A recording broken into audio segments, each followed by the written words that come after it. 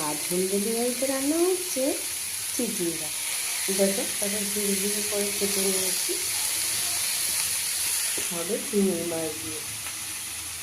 আর এই যে জ্যান্ত রুই মাছ ঝোল হবে ঝিঙে আলু দিয়ে। দেখতে পাচ্ছ, ঝিঙে আর আলু কেটে নিয়েছি, হচ্ছে সোয়াবিনের আলু, সোয়াবিন ভিজিয়ে রেখেছি। আর হবে উচ্ছে ভাজা, উচ্ছেটাকে ধোবো, তারপর লবণ হলুদ দিয়ে মাখবো। তো আজকের মেনু কিন্তু এই। মামা আমাকে দুধ বসিয়ে দিয়েছি। মামা আমার দাদুর মানে আমার বাবা কালকে একসাথে দুধ দিয়ে গেছিলো, বসিয়ে দিয়েছি। তো চলো রান্নাটা কোথাও দেখতে থাকো। চিচিঙ্গা, সোয়াবিন, উচ্ছে ভাজা, মাছের ঝোল, 4 রকম রান্না হবে। চলো টাটা। এই যে মাছ ভেজে নিয়েছি, চিচিঙ্গায় পেঁয়াজ দিয়েছিলাম কিন্তু একটু কম হবে বলে যারা একটু পেঁয়াজ ভেজে নিয়েছি। ভাজতে ভাজতে গ্যাসওয়ালা চলে এসেছিলো, আবার দৌড়ে চলে গেলাম।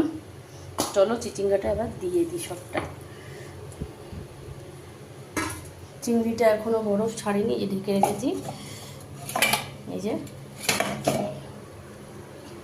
এতে নাড়তে হবে, আর লাস্টে চিংড়ি দিয়ে দেবো। দাঁড়াও মিশিয়ে নিই, এটা আবার নড়ে চলে যায় আপন মনে। ওই দেখো দুই করে চলে যাচ্ছে।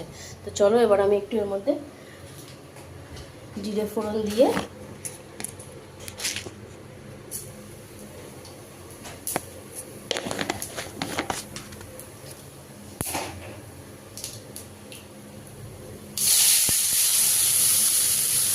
দিয়ে দিলাম রেগুলার যে রুটি মশলা বলে সব লগানো।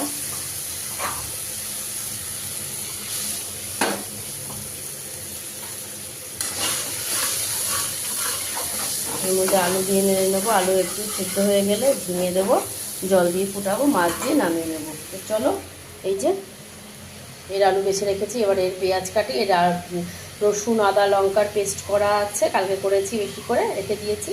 এটা এখন আমি এই পেঁয়াজটা কাটবো। তো চলো আস্তে আস্তে হতে থাক, এটা একটু মিশিয়ে নিই, আবার দেখতে থাকো, পরে আসছি।